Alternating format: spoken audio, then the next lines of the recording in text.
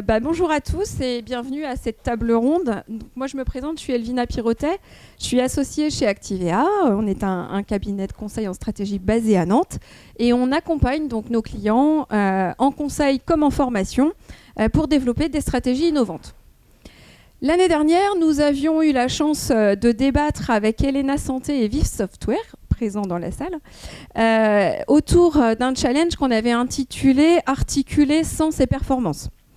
La synthèse de tous ces échanges et de tout ce qui a été dit l'an dernier est dans notre magazine, et j'en profite pour faire une petite pub, notre magazine Now, que chacun devra récupérer évidemment avant sa sortie de l'événement.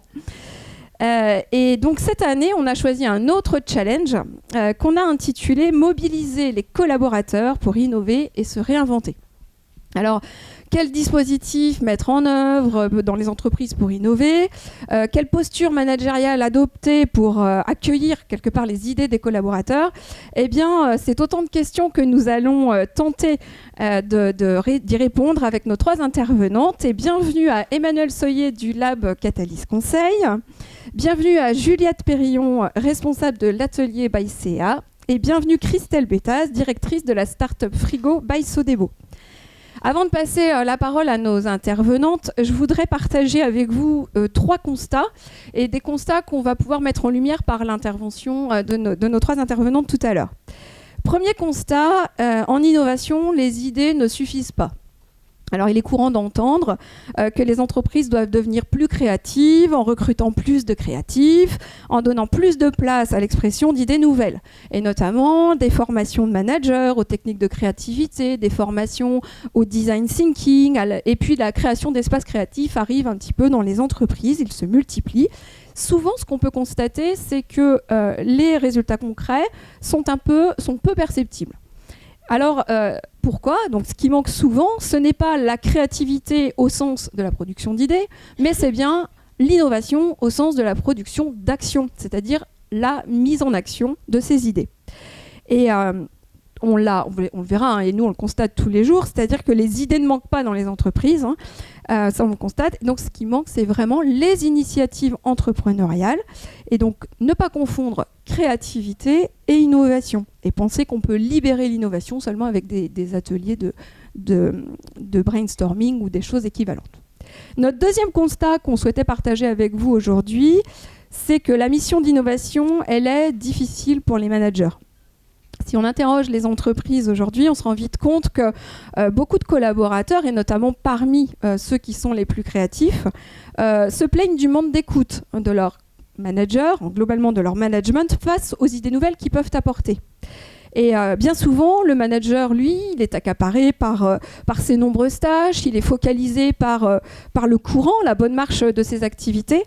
Et il a déjà fort à faire avec tout ça, avec la mise en œuvre des actions urgentes d'exploitation. Donc les remises en cause et les idées de rupture qui peuvent lui être proposées par ses collaborateurs sont souvent mal accueillies et leurs auteurs peuvent même être qualifiés de râleurs ou de gens qui cherchent à trouver des problèmes là où il n'y a pas d'urgence. Peut-être que ça fait résonance chez vous, mais en tout cas c'est quand même assez largement partagé. Donc il est compliqué pour les managers, pour vos managers, il est compliqué d'être à la fois garant d'une bonne exploitation, avec des règles d'entreprise, et puis d'exiger d'eux qu'ils soient également promoteurs de l'innovation et de l'expérimentation, en remettant en question ces mêmes règles. Troisième et dernier constat qu'on souhaitait partager avec vous aujourd'hui, c'est qu'il y a, quand on fait de l'innovation, besoin de s'organiser pour innover. Pour à la fois, comme on le disait à l'instant, faire vivre les règles, et bien exploiter, et en même temps remettre en question ces règles pour explorer de nouvelles voies, l'entreprise doit réfléchir à mettre en place une organisation, à savoir un environnement favorable qui puisse accueillir l'innovation et les propositions d'initiatives entrepreneuriales tout en étant rigoureux sur son exploitation. Elle peut tenter, d'une part, par exemple, de séparer innovation et exploitation. Mais par contre, en faisant ce type de méthode, elle prend le risque de développer des innovations hors sol. Pourquoi ? Parce qu'elle se coupe des bonnes idées, des collaborateurs qui, eux, sont au plus proche des problèmes du terrain. Donc l'autre voie, et c'est celle qu'on préconise chez Activea, l'autre voie consiste à développer ce qu'on appelle l'ambidextrie organisationnelle en mettant en place des dispositifs qui permettent d'accueillir et de soutenir les propositions d'initiative entrepreneuriale des collaborateurs tout en respectant l'exploitation, donc sans perturber l'exploitation, avec des paris risqués et sans étouffer évidemment le potentiel de ces propositions. Donc chez nous, Activea, on accompagne aujourd'hui de nombreuses entreprises dans la mise en place de dispositifs qui sont donc liés à cette ambidextrie organisationnelle. Alors qu'est-ce qu'on peut dire comme dispositif ?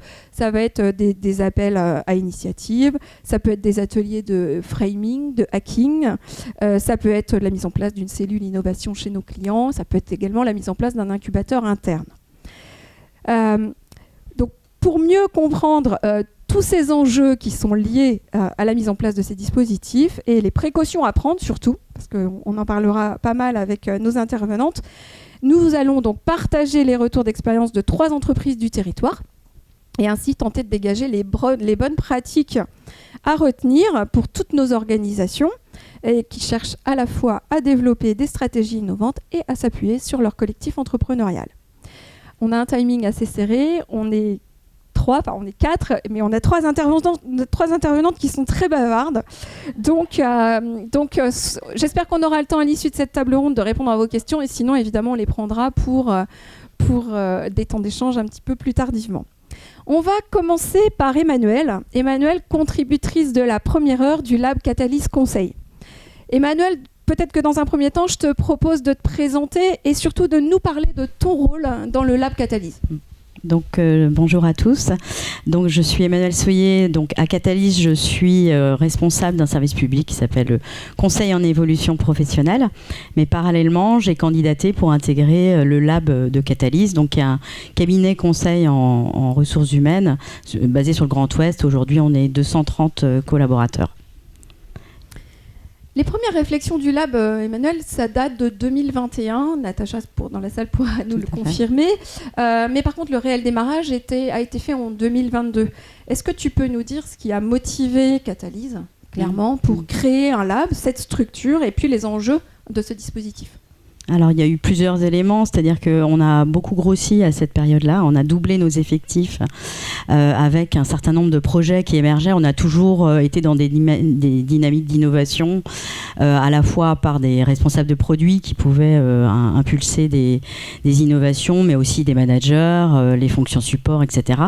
Mais je dirais qu'on n'avait pas forcément une vue d'ensemble de l'ensemble des projets, qu'on n'était pas dans une démarche de go, no-go systématique, et que parfois certains projets étaient abandonnés sans qu'on ait vraiment évalué l'efficacité, la pertinence, etc. Ça manquait vraiment de structuration, d'accompagnement et de moyens aussi pour pouvoir accompagner des porteurs de projets. Donc l'idée, ça a été vraiment de structurer un lab, de donner des moyens, même si on n'est pas à temps plein comme mes homologues ici présents sur le lab. C'est une double activité à côté de notre activité, mais effectivement de donner des moyens, de structurer et d'outiller un laboratoire d'innovation avec également des partenaires internes et externes.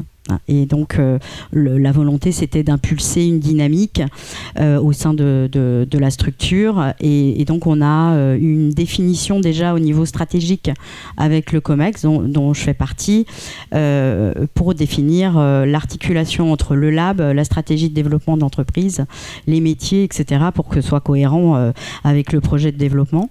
On a nommé une responsable du lab et on a fait un appel à candidature pour intégrer des facilitateurs au sein du lab.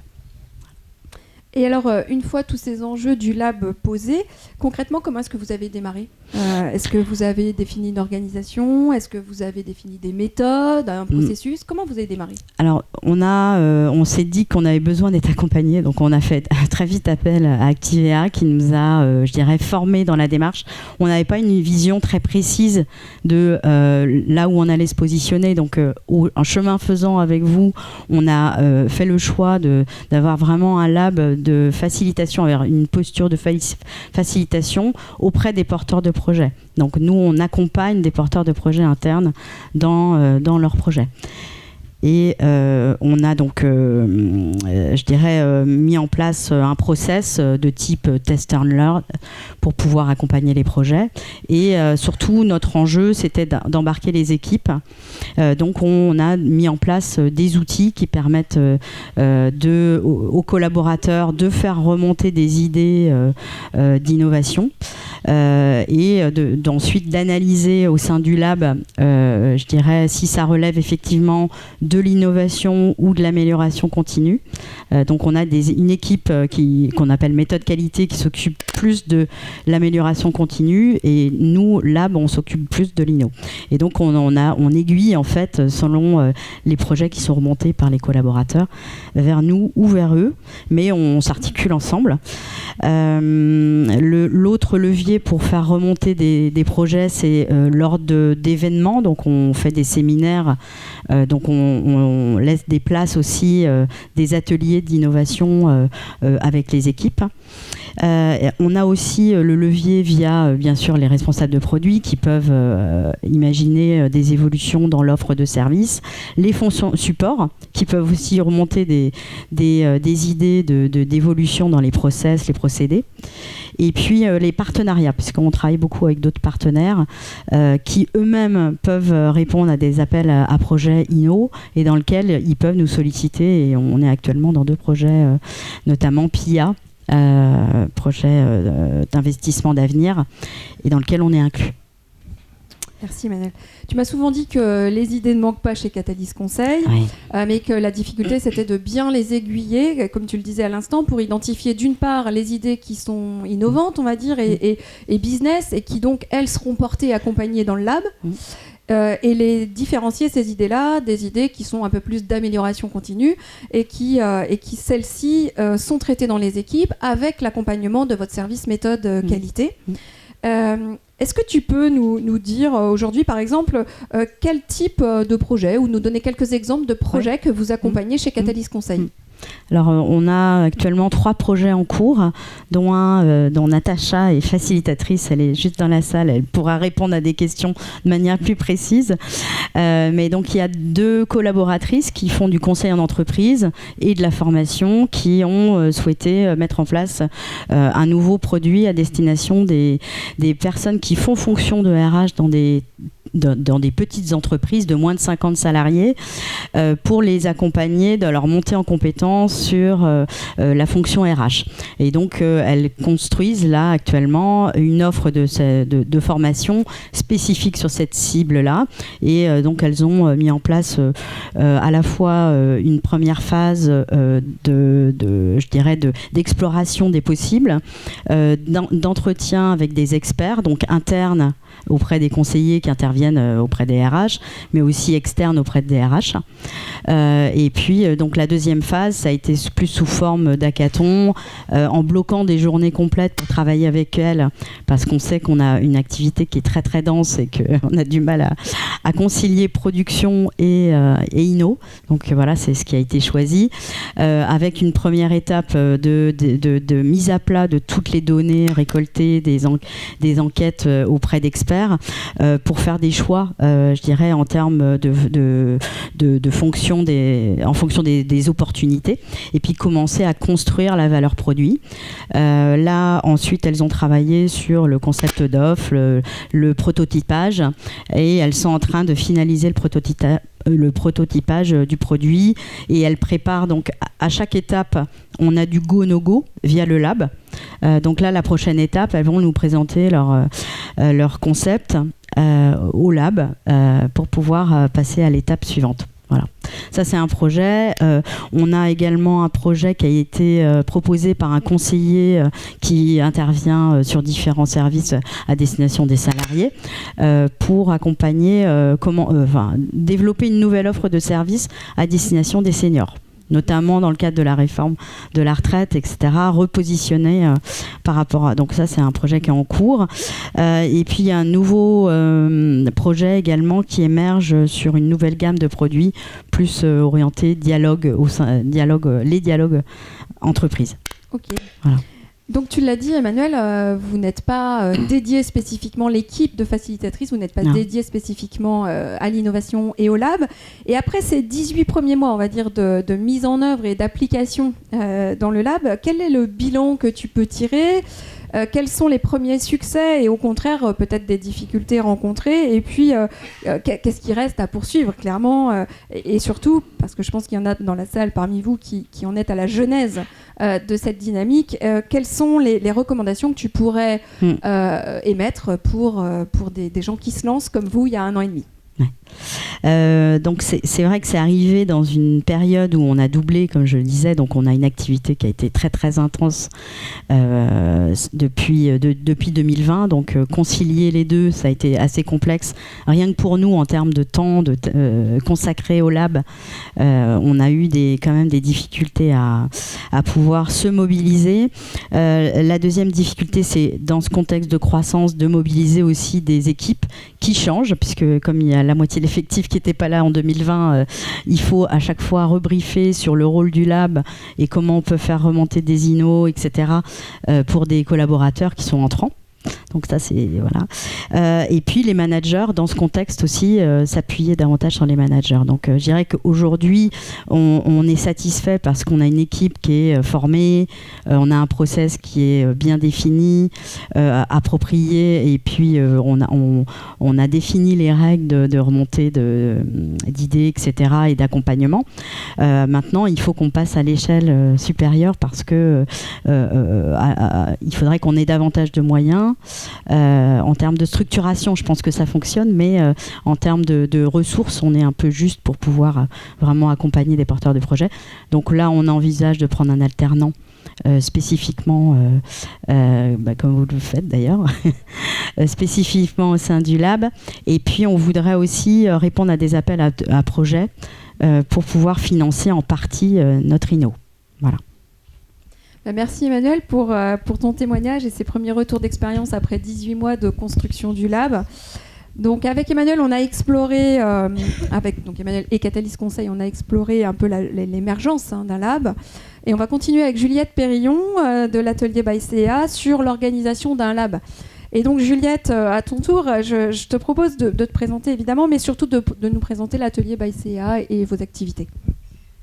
Bonjour à tous, merci Elvina tout d'abord de m'avoir convié à cette table ronde. Pour me présenter rapidement, durant mes 20 premières années de vie professionnelle en banque, j'ai exercé des fonctions de conseillère auprès des professionnels et des entreprises.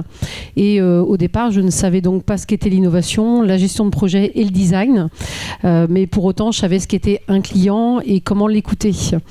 C'est en juin 2020 que j'ai eu la chance de démarrer cette expérimentation, l'atelier by CA. C'était une intention de proposer un lieu ouvert à nos parties prenantes, habitants du territoire, partenaires, clients, entreprises, collectivités, où nous puissions finalement comprendre leurs attentes et leurs besoins. Ce lieu, on l'a souhaité être présent sur l'île de Nantes, au cœur du quartier de la création, au croisement des industries culturelles et créatives, de la recherche et de l'innovation, bien sûr. Et aujourd'hui, l'atelier est un laboratoire d'innovation interne au service de l'externe. On accompagne les projets internes pour répondre aux problématiques de nos clients et aux enjeux de notre territoire. Et évidemment, dans l'objectif de co-construire avec nos clients la banque de demain. Alors je rajouterais même ce que tu nous as dit ce midi, c'est que sur toutes les caisses régionales du Crédit Agricole, vous êtes le seul atelier by CA. Exactement, on est l'unique initiative aujourd'hui dans les caisses régionales à être lancée comme ça. Et puis évidemment, on est questionné, interrogé par nos homologues des autres caisses. Alors Juliette, en préparant cette table ronde, tu disais qu'il existe déjà des dispositifs d'émergence d'idées au sein de la caisse régionale du Crédit Agricole Atlantique Vendée, comme des appels à projets, des concours de pitch par exemple. Et que moi, la question que je me pose, c'est est-ce que les idées spécifiques à la relation client que tu accompagnes à l'atelier by CA, est-ce que ces idées suivent les mêmes circuits d'émergence et sinon, d'où viennent-elles ces idées ?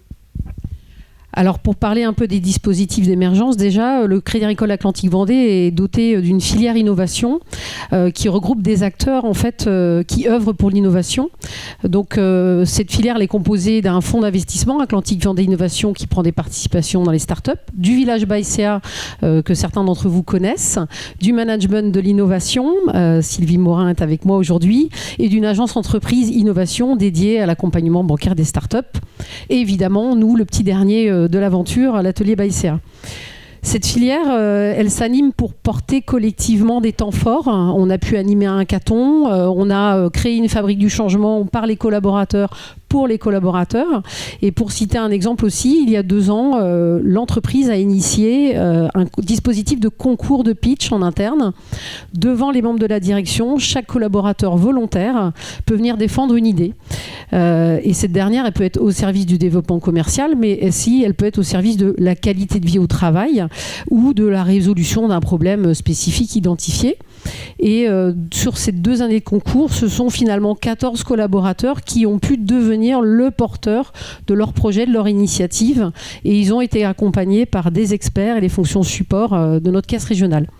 Pour revenir à l'activité propre de l'atelier, nous collaborons principalement avec les équipes marketing qui portent la stratégie commerciale de l'entreprise.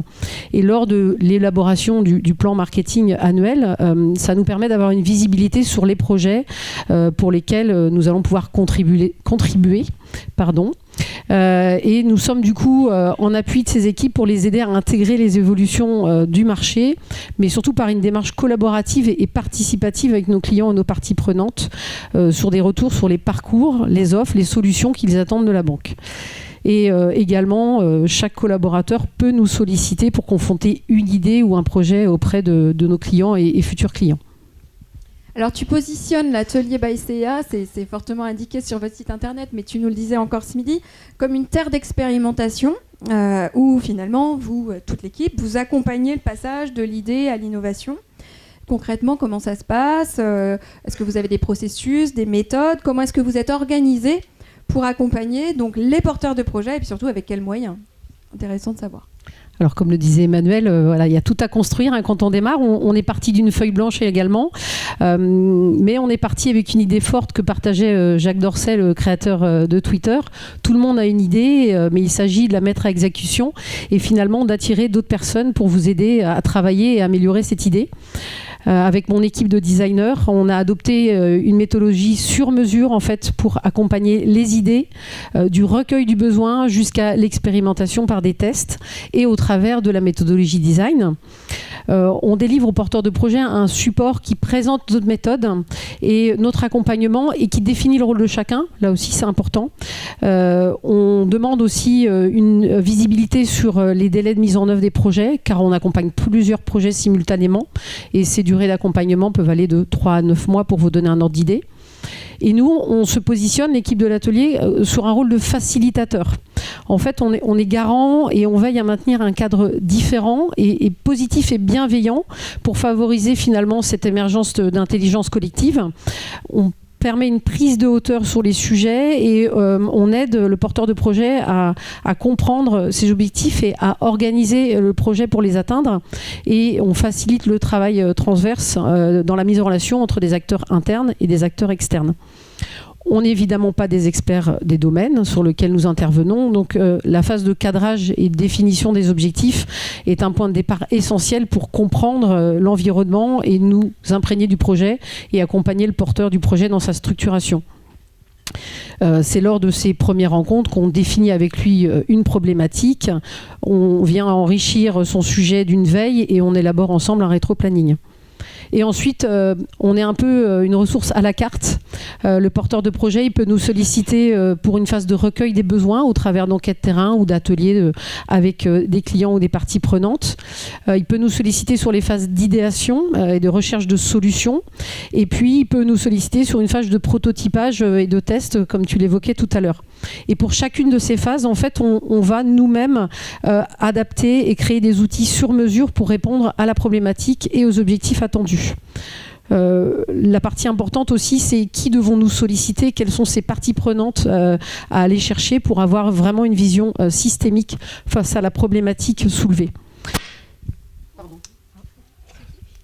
Sur la phase de prototypage, on accompagne aussi à la création, à la concrétisation des idées, parce que c'est important d'avoir un objet de réaction qui rende tangible un concept ou une idée pour que finalement le porteur de projet il puisse se dire mon projet va dans le bon sens et aller au plus proche de la solution attendue des usagers avant de passer dans sa phase de déploiement ensuite. Donc vous l'aurez compris, nous on accompagne principalement une innovation incrémentale. On vient améliorer un produit et un service qui vise à répondre à des besoins concrets de nos clients. Et on a voulu rendre la gestion de projet plus souple et plus adaptative en faisant primer l'usage et les besoins utilisateurs au cœur du projet. Donc penser besoin plutôt que produit. Et moi, ce que je retiens quand même au travers de ce que tu viens de nous dire, c'est qu'on voit qu'une gestion de projet classique, finalement, elle n'est pas adaptée pour les projets innovants. Le côté à la carte, déjà, et puis bien, forcément, le côté prototypage ne répondent pas, ne correspondent pas à une gestion de projet classique. Est-ce que, pour conforter un petit peu tout ce que tu viens de dire, tu peux nous donner quelques chiffres, quelques éléments qui vont nous parler un peu plus précisément des projets que toi et ton équipe vous accompagnez à l'atelier by CA? Alors au départ, évidemment, il a fallu trouver notre positionnement en interne comme en externe et faire nos preuves. Et puis finalement, en un peu plus de 2 ans, puisqu'on a démarré pendant le Covid, on a pu accompagner 37 projets, dont 12 projets qui ont été menés avec des partenaires de notre territoire. Et on a également mené 20 ateliers. Et quand on dit 20 ateliers, c'est à peu près 200 parties prenantes qui sont venues contribuer, participer, partager leur vision et nous aider à co-construire. Et pour vous donner 2 exemples concrets, excusez-moi. Nous avons mené notre premier lab client collaboratif et participatif avec des clients agriculteurs. On ne s'appelle pas Crédit Agricole pour rien. Et notamment sur le parcours de la transmission de l'exploitation agricole. En effet, on est bien identifié sur un acteur incontournable de l'installation des jeunes agriculteurs. Et pour autant, on est un peu moins identifié comme un acteur qui accompagne la transmission des exploitations agricoles, même si, évidemment, on est présent sur le domaine. Et de cet atelier, on a pu écouter et comprendre les attentes et les besoins de nos clients, puisqu'il y a 2 enjeux majeurs sur la transmission des exploitations agricoles. Le premier enjeu, évidemment, c'est valoriser et transmettre ces exploitations, mais également en préservant et en pérennisant le transfert de ces exploitations avec le renouvellement des jeunes générations d'agriculteurs, puisque aujourd'hui, il faut savoir que seulement 33% des reprises sont faites par des jeunes agriculteurs. Donc là aussi, on a un enjeu de préservation de ces métiers et de renouvellement des générations d'agriculteurs. Et évidemment, accompagner nos clients dans la transmission pour le passage de la vie active à la retraite, avec là un enjeu patrimonial et sur la qualité de vie. Cela nous a permis de développer une nouvelle approche d'accompagnement qui est en cours de déploiement et ajustée évidemment aux attentes de nos clients. Un second exemple où là peut-être on s'ouvre un peu plus sur cette terre d'expérimentation dont on parlait tout à l'heure. Nous collaborons avec Bénédicte G qui est responsable de la filière santé et territoire au Crédit Agricole Atlantique Vendée. C'est une filière qui œuvre pour penser les solutions innovantes et adaptées pour accompagner le territoire justement sur les domaines de la santé et du bien vieillir, avec les particularités qui sont propres à notre territoire. Des endroits où il y a une forte désertification médicale, et puis à côté, une innovation de pointe dans nos territoires. On a pu accueillir un atelier avec 11 professionnels de la seniorité et de l'immobilier, des startups, un médecin gériatre, des spécialistes de la promotion immobilière, de la résidence senior, des institutionnels, pour les faire réfléchir finalement sur le parcours résidentiel senior, puisqu'à partir du moment où votre domicile n'est plus adapté, mais jusqu'au moment où vous arrivez à aller en EHPAD, le senior doit pouvoir imaginer différentes solutions de domicile, d'habitat, et qui doivent être évolutives selon ses besoins et ses attentes. Ces travaux aujourd'hui sont toujours en cours et doivent nous permettre de contribuer à l'émergence de nouvelles solutions. Donc là, on commence à voir que vous faites appel à un écosystème un peu plus élargi. Donc dernière question, Juliette, c'est que quand les compétences, quand les moyens, quand les ressources manquent finalement à l'atelier by CA, vous avez recours à un écosystème territorial comme tu viens de nous le décrire. Comment est-ce qu'elle est née cette idée d'ouverture et qu'est-ce qu'ils vous apportent ces différents acteurs qui viennent travailler avec vous ? Alors évidemment, le changement ne se pense pas seul et naturellement, cette idée d'ouverture nous a paru comme essentielle dans nos démarches d'expérimentation. On le disait déjà ce midi aussi, ça nous enlève certains biais qu'on peut avoir quand on pense seul en interne. Nous avons lancé depuis peu un projet avec l'École nationale supérieure d'architecture, pour vous donner un exemple concret, afin de nous projeter finalement sur le sujet des agences bancaires de demain et quels seront les nouveaux espaces, les nouvelles habitudes dans nos agences, comment créer finalement des nouvelles formes de liens au sein de nos agences. Et le fait de travailler avec une école qui dispense une formation riche et un apport nouveau sur nos activités, un regard externe, c'est important pour nous. Et justement, cette collaboration nous permet de mettre en œuvre leur savoir-faire dans le domaine. En plus, on a envie, nous, de contribuer à fabriquer les liens d'une grande école avec son territoire et donc de favoriser l'accomplissement personnel et professionnel des jeunes. Enfin voilà, confronter les projets avec des acteurs externes, ça apporte une autre vision, une expertise nouvelle et toujours avec cette même volonté d'accompagner les transitions de territoire. Merci beaucoup Juliette. Maintenant il ne nous reste plus qu'à suivre de près toutes ces idées qui passent par l'atelier by CA et puis qu'elles se concrétisent pour les clients du Crédit Agricole. Christelle, à nous. Christelle, toi tu as travaillé à la direction de l'innovation de Sodebo pendant quelques années. Je ne vais pas dire, je te laisserai dire combien. Donc les processus d'accompagnement de passage de l'idée à l'innovation, ça tu connais par cœur.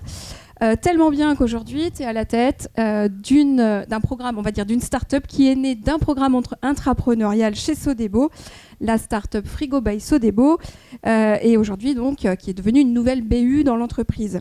Alors Christelle, rapidement, est-ce que tu peux présenter Frigo et peut-être du coup présenter ton parcours qui t'a amené à prendre la direction de cette start-up? Oui, alors bonjour à vous tous. D'abord, je tenais à vous remercier parce que vous avez tenu le timing. Donc je m'étais dit que voilà, donc bravo quand même. Voilà. Donc je vais essayer d'en faire autant de même. Moi, je suis la dernière, donc voilà. Donc c'est plus simple, hein. Donc voilà. Donc je m'appelle Christelle. Ça fait 18 ans que je travaille chez Sodebo. Précédemment, j'ai eu une première expérience, plusieurs expériences, mais dans le retail. Donc j'ai travaillé 10 ans chez Carrefour, ce qui a un vrai sens aujourd'hui par rapport à ce que je fais dans Frigo. Et donc j'ai travaillé, ça fait 18 ans que je suis chez Sodebo, 15 ans à la direction avec des postes différents autour de la création et de l'innovation produit. Donc effectivement, on peut dire que voilà, j'ai mené quelques projets avec plus ou moins de succès. J'ai eu des grands succès et des grands échecs, qui généralement, les grands succès étaient souvent précédés de grands échecs.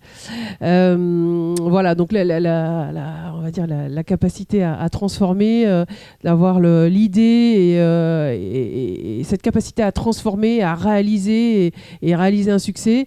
C'est clair que voilà, c'est un sujet un peu de prédilection qui fait que au bout de 15 ans de travail autour de l'innovation produit, je vous avouerai qu'on a un petit peu rincé. Voilà. Et j'avais, moi, envie de retrouver une certaine agilité dans les façons de travailler et surtout d'avoir une vision complète d'un business. Dans le sens où quand vous travaillez sur une innovation produit, vous vous occupez de la partie marketing, communication, R&D, développement, avec des visions aussi de commercialisation. Mais bon, vous n'avez pas les mains, on va dire, sur l'ensemble du mix, évidemment, parce que sinon, vous êtes patron de Sodebo. Donc, ce qui c'était pas du tout mon cas, évidemment. Donc, moi, c'est vraiment ce que j'avais envie. Et donc, la direction de Sodebo m'a confié ce projet en juin 2019, donc Frigo, qui était un projet qui était déjà mené chez Sodebo depuis à peu près 2 ans et qui avait qui était plutôt en souffrance dans sa réalisation en termes de business.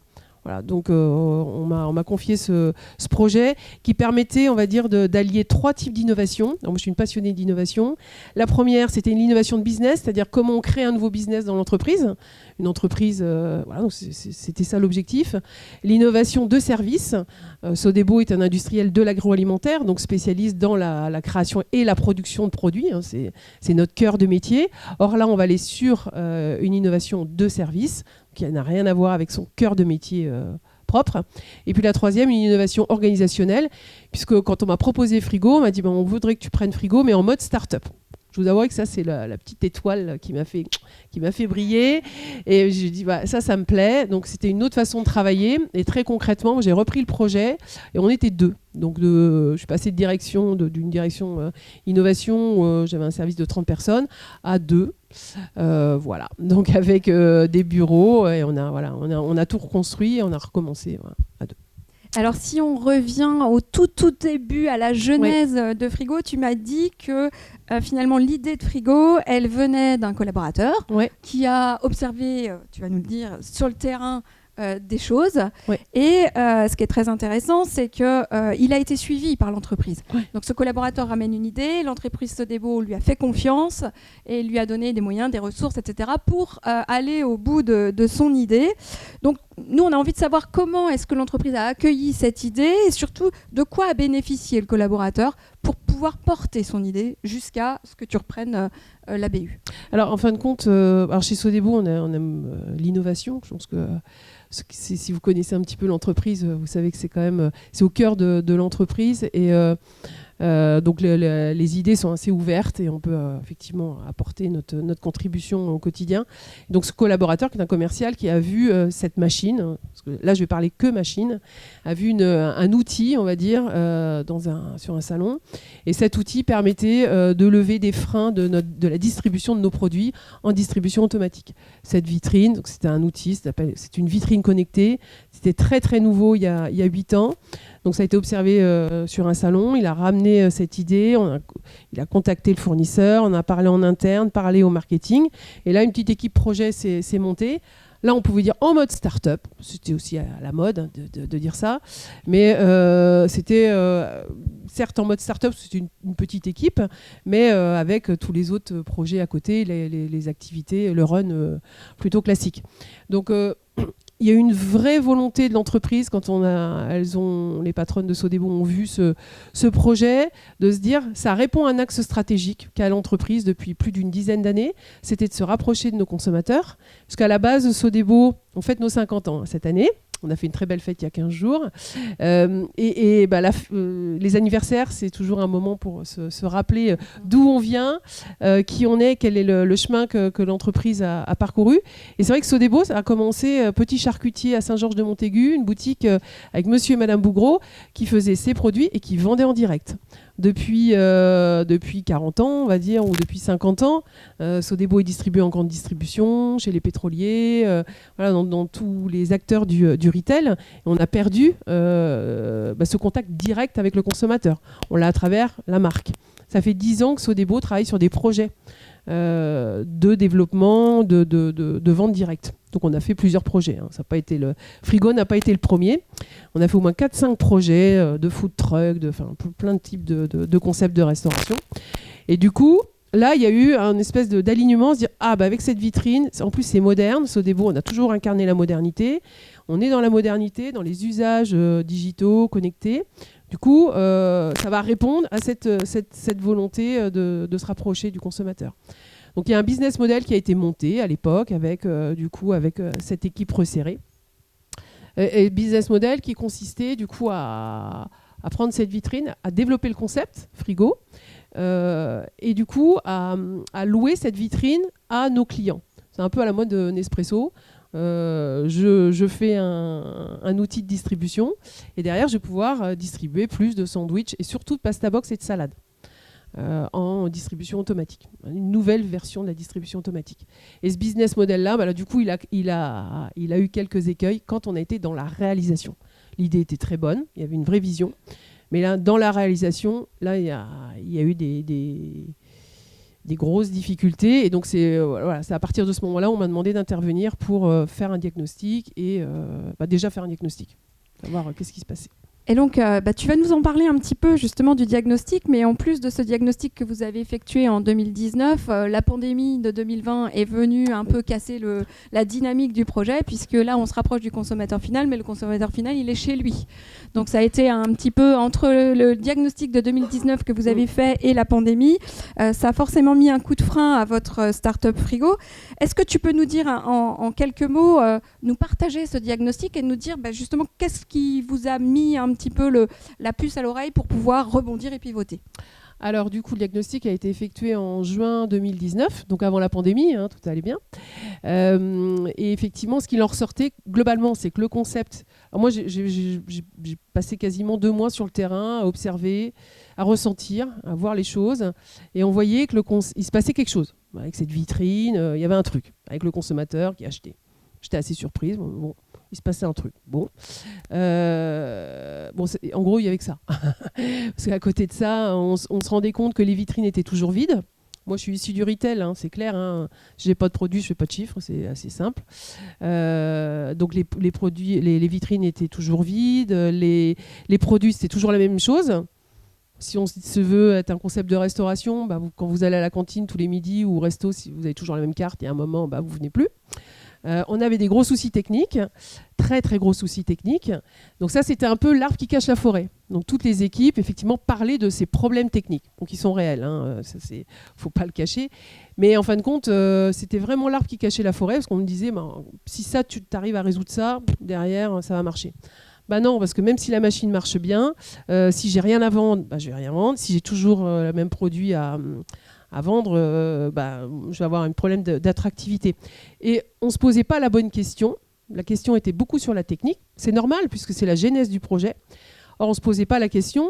Nous, on doit répondre à une problématique. Qu'est-ce qu'on mange ce midi ? Le consommateur, je vais être assez brut en disant mais ils sont fous de la machine. Je veux dire, ok, ça fait plaisir, c'est juste essentiel dans notre business, hein, parce que ça permet de libérer des usages. Mais bon, lui, il veut savoir ce qu'il mange ce midi, à sa faim et à quel prix. Donc on doit répondre d'abord et avant tout à ça. Voilà, donc ça a été le constat. Et on s'est dit, pour faire ça, comme on veut se rapprocher du consommateur, comme on a déjà acheté les machines, on va les acheter pour nous. Et on va arrêter ce business model de louer les machines. On va accompagner nos clients. On n'a laissé tomber aucun de nos clients qui avaient des contrats engagés. Hein. J'en ai encore un qui est encore dans ce business model-là. Et puis on va nous se lancer en le faisant nous-mêmes. Et on va réapprendre à faire petit, parce qu'on avait 40 vitrines dans toute la France. On s'est dit non. On va repartir comme a fait Sodebo. Sodebo, il a commencé à Saint-Georges-de-Montaigu. Nous, on va recommencer à Saint-Georges-de-Montaigu. Et puis, on va prendre un petit camion et on va être sur notre zone à Nantes. Donc, on a commencé comme ça et on a eu la chance d'avoir un client qui nous a un peu rétrocédé 9 vitrines qui étaient installées chez ses clients. On lui a dit, si vous êtes OK, nous, on reprend l'exploitation. Donc, c'est ce qu'on a fait et on s'est lancé le 27 janvier 2020. Donc, avec un camion. Donc dans mon équipe, j'avais le technicien, seul qui savait quand même comment ça marchait, un approvisionneur du coup que j'ai recruté chez Sodebo, qui fait toujours partie de l'équipe. Voilà, on s'est lancé comme ça. Fiona qui est arrivée, elle est au fond de la salle, qui est arrivée stagiaire, qui nous a rejoint le 1er mars 2020. Voilà, j'ai pas besoin de vous raconter que le 16 mars 2020, tout s'est arrêté, les clients nous ont appelés, venez vider vos vitrines. Et là, concrètement, on a passé 18 mois très difficiles. Mais ma direction, quand même, de Sodebo, me dit, en pleine pandémie, en plein Covid, me dit, justement, tu as le temps, c'est le moment d'écrire, il faut que tu écrives ton nouveau business model, donc la vision de demain. C'est pas simple. Hein. En pleine pandémie, quand on vous dit tout le monde va télétravailler, les étudiants, de toute façon, tout le monde va prendre tout va être en ligne, c'est fini, le lieu, c'est fini. Par contre, moi, j'ai un service de restauration connecté. Il faut qu'elle soit quelque part. Hein. C'est pas virtuel. On n'est pas dans le cloud. On mange pas encore. Donc, un peu compliqué. Mais voilà, on a travaillé et on a écrit notre vision qu'on a présentée le 13 juillet 2020. C'était un super job, franchement. Et depuis ce jour-là, c'est ce qui nous guide. C'est notre vision. Et on a descendu tous les éléments du business model. Nos clients, notre offre, nos cibles, notre offre par rapport aux cibles, quelle est notre proposition de valeur, notre organisation RH, tout a été... quelle organisation par rapport à Sodebo, où je suis autonome, où je me réfère à Sodebo. On a tout écrit. Et depuis, ça fait 3 ans que j'ai fait 2 ans de test, on va dire, et 2 ans de déploiement. Bravo. Alors là, on peut vraiment dire, avec le vocabulaire des startups, que vous avez pivoté. Oui, ça c'est clair. Avec un changement de business model, ouais. Donc un vrai pivot par rapport à l'idée de départ. Quels enseignements tu tires, alors maintenant, en directrice de cette startup, quels enseignements tu tires de l'avant, de l'après, et des choses que vous ne referiez pas, quelque part, avec une autre initiative entrepreneuriale comme celle-ci qui arrivait éventuellement chez Sodebo? C'est une bonne question, parce que quelque part, tout est intéressant, parce que tout est enseignement. Il faut juste se dire, c'est que nous, pendant 18 mois, on a connu le Covid. Clairement, moi, je quémandais le client. Enfin, on allait dans des endroits, on savait très bien que ça allait pas trop marcher. Mais à un moment donné, il faut y aller, parce que sinon... et tout a été apprentissage. On a appris sur les cibles, on a appris sur ce que nous disent nos clients, là où ils mettaient de la valeur. Ça, moi, j'ai trouvé ça très intéressant. Je suis allée faire de la prospection avec ma petite mallette, et puis la vraie prospection, du porte-à-porte, voilà. Donc, parce qu'on n'a pas d'outils, là. Et c'était hyper intéressant. Moi, j'ai beaucoup appris de ça. Dans le regard des autres, la valeur. On me disait, là c'est hyper intéressant. Bon, il y avait des moments où je n'avais pas vu qu'il y avait de la valeur là-dessus. Je lui dis, oui, tout à fait, c'est ce qu'on voulait faire. Bon, je le note, il y a de la valeur là-dessus. Et ça, c'est le feedback. Et ce feedback-là, donc il y a David qui est là, qui s'occupe de la partie commerciale, qui nous a rejoint il y a 18 mois. C'est vrai qu'on échange souvent là-dessus, sur la perception du client, là où il met la valeur. Et du coup, certes, on a notre vision, notre scope, notre vision de business model, mais on passe notre temps à se réaligner avec ça et avec les demandes des clients. Et beaucoup, là, quand on parle souvent de test and learn, là, clairement, on le vit. Et puis, nous, on est très terrain. Dans l'équipe, aujourd'hui, on est 10. On fait tous du terrain. On va tous approvisionner. On va tous... on fait des animations. On est proche des consommateurs, des clients. On a récupéré le service consommateur. Ça, c'est c'est assez contraignant, parce qu'on est ouvert de 8h30 à 17h le soir en termes de ligne téléphonique. Donc, je vous dis que le midi, c'est assez tendu. Mais c'est hyper apprenant. On est énormément monté en compétences au niveau technique grâce à ça. Voilà, donc c'est la connexion avec le terrain, et puis on parle pas comme un livre ouvert, quoi. Tout ce que je vous dis, je l'ai vécu, on l'a fait, on est dans le faire. Donc ça, c'est intéressant de descendre, aller dans le faire et remonter au niveau stratégique. Ça, c'est la boucle qui est hyper vertueuse, quoi. Alors justement, aujourd'hui, tu viens de nous dire exactement, vous êtes 10 collaborateurs. Tu me confiais que vous aviez 65 vitrines en exploitation. Ouais. Demain, c'est quoi ? Demain, c'est quoi la projection de la start-up Je la présente la semaine prochaine, elle va auprès de ma direction. Voilà, donc je ne vais pas vous la présenter. Voilà. Donc, je leur fais la primeur quand même. Voilà.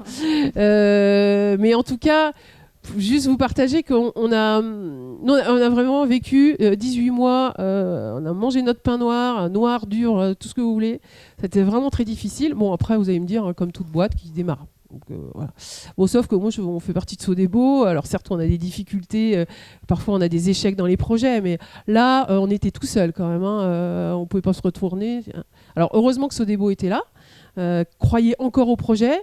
Parce que moi, je peux vous avouer qu'il y avait certains matins, on se disait, et prenez les clés du camion, faites quelque chose. Parce que là, c'était hyper difficile, quoi. On avait des chiffres d'affaires très faible, voilà, pour rester poli, très très faible. Enfin, c'est vraiment difficile. Là, depuis 18 mois, on se développe. On a trouvé une cible incroyable qui nous porte énormément, qui est la cible des écoles. Et puis aussi de très belles réussites dans des entreprises où là, on a encore quelques facteurs clés de succès à aller chercher, mais on teste beaucoup, cas par cas. Donc, tous les cas nous amènent vraiment à notre développement, mais il y a une forte demande. En tout cas, ce qu'on peut dire aujourd'hui, après 3 ans d'expérimentation, le marché, il est là. Le marché, il a clairement aussi pivoté depuis 18 mois. C'est assez incroyable ce qui se passe dans l'univers de la restauration collective. Donc ça a énormément évolué. Alors Frigo a une place dans la proposition de valeur de Frigo. Elle est réelle, on a une vraie place. Et Sodebo a une place dans ce marché. Et on est déjà... je ne vais pas dire référent parce qu'il faut rester quand même humble, mais en tout cas, on est reconnu parce qu'on a des appels entrants. Voilà, donc, ça, c'est chouette quand même. Ça, on peut dire ça. Ça, je peux l'affirmer. Et peut-être un développement en dehors des Pays de la Loire. C'est ce qu'on peut vous souhaiter. Bien sûr. Alors ça va être le vrai enjeu. Comment on arrive à passer de ce modèle donc, on a 65 vitrines sur Nantes, La Roche-sur-Yon, Montaigu, Angers. On vient de lancer des expérimentations à Rennes, Le Mans. Bon, maintenant, après, il va y avoir des enjeux d'organisation logistique. Voilà. Donc, voilà, donc ça c'est des choses, c'est effectivement on a une vision là-dessus. Maintenant, la décision ne m'appartient pas. Voilà. Donc à bientôt pour la présentation. C'est ça. Voilà. J'espère que voilà. Merci beaucoup Christelle pour cet apport d'aventure intrapreneuriale qui débouche sur une nouvelle BU dans l'entreprise Sodebo. Et merci à toutes les trois pour vos interventions. En conclusion, je dirais que on rêve tous d'une super idée qui sort d'un atelier de créativité, porté par un super collaborateur engagé, etc. Et qui, malgré tout, ce super collaborateur développerait sur son temps libre cette super idée. Et puis que tout ça, en plus, il reste dans l'entreprise parce qu'il veut se la jouer collectif. Bon, je dis pas que ça n'existe pas. Mais force est de constater quand même dans tout ce qu'on a vu là qu'il y a quand même, au travers des témoignages, il y a quand même deux choses sur lesquelles on appuie une aventure intrapreneuriale et surtout on appuie de l'innovation dans les entreprises. La première, c'est l'entrepreneuriat collectif. On l'a vu, la plupart des projets dont vous nous avez parlé, quand même, c'est peut-être issu au départ d'une idée, c'est peut-être issu d'un porteur de projet, mais ça ne se concrétise dans l'entreprise qu'au travers d'un collectif. Et donc, pour ça nécessite que les entreprises, elles sachent non seulement écouter, recueillir ces idées, mais en plus qu'elles accordent leur confiance à ce collectif entrepreneurial. Le deuxième travail que ça nécessite de gérer l'innovation dans vos entreprises, c'est que ce travail repose sur des compétences et une organisation. Le fait d'entreprendre en entreprise, ça nécessite compétences, process, organisation, méthodes, etc. Tout ce que vous avez pu nous décrire. Juliette avait vraiment insisté sur on a construit nos méthodes sur mesure. Ce n'est pas le fruit du hasard. Et donc, forcément, je l'ai dit en introduction, ça nécessite une organisation, une ambidextrie organisationnelle pour à la fois être dans l'exploitation et couvrir également l'innovation sans perturber l'exploitation. Et ça fait le lien, l'innovation, elle doit faire le lien avec le projet d'entreprise et avec les axes stratégiques. Tu l'as dit Christelle, finalement Frigo a été retenu parce que ça remplissait l'axe stratégique de se rapprocher du consommateur final. Donc de faire le lien avec vos projets d'entreprise et avec les défis stratégiques que vous adressez. Merci encore à toutes les trois. Je ne sais pas si on a du temps de questions. On n'en a pas de temps de questions. Par contre, on se tient à votre disposition en marge de la salle, peut-être à côté ou sur les stands de là-bas, pour répondre à vos questions. Merci beaucoup.